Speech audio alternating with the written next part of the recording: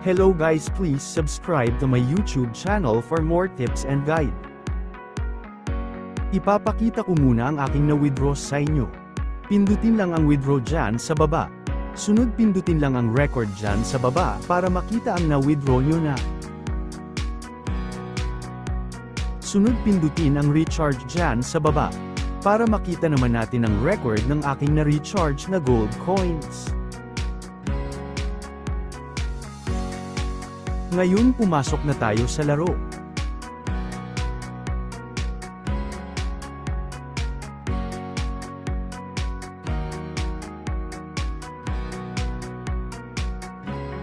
At ayan na nandito na tayo sa loob ng laro.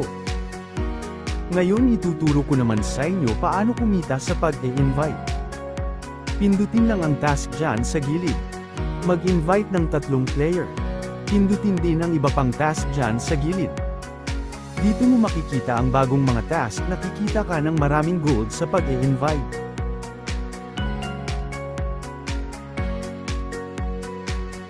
Sunod sa VIP commission naman tayo.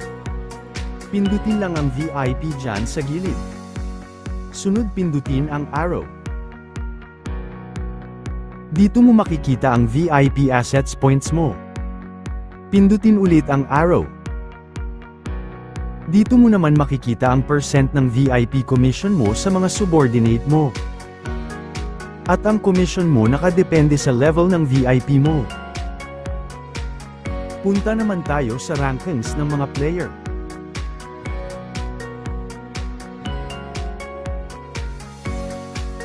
At pwede natin makita ang farm nila.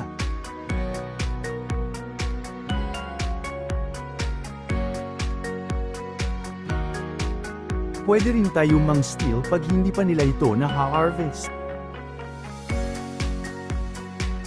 At laging i-check ang sign-in para hindi tayo lumagpas. Ngayon punta naman tayo sa exchange. Dito pwede kang mag-invest habang mababa pa ang presyo. At malaki ang tsansa na lumaki ang in-invest mo na diamond.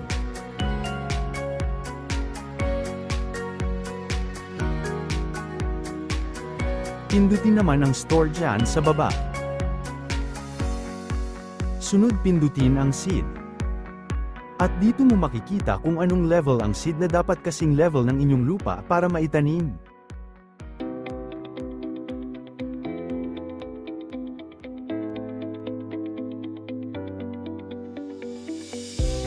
Yan naman ang profit ng seed. Para sa iba pang tips, please subscribe to my channel.